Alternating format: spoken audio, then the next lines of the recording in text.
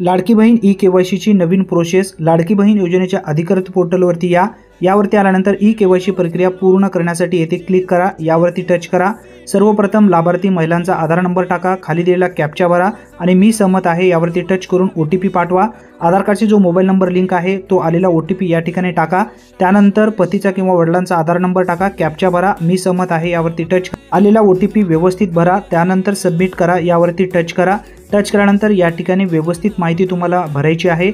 सर्वप्रथम जात प्रवर्ग निवडा. यामध्ये जी तुमची जात असेल त्या जातीला इथे सिलेक्ट करा. त्यानंतर पुढे तुम्हाला नोकरीला आहे किंवा नाही असा प्रश्न विचारण्यात आलेला आहे. या ठिकाणी होय किंवा नाही मध्ये तुम्हाला निवडायचं आहे.